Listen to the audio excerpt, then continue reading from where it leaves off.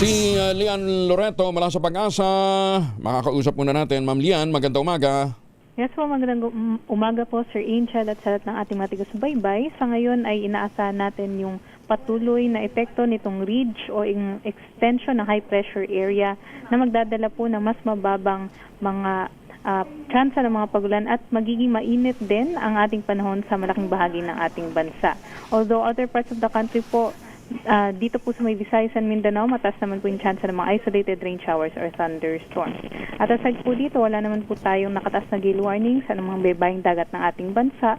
Although may binabantayan nga po tayo na bagyo na nasa labas ng ating PAR, itong si Typhoon Sinlaku, na hindi na natin inaasahan na papasok ng ating PAR at hindi din direkta makakaapekto sa ating bansa.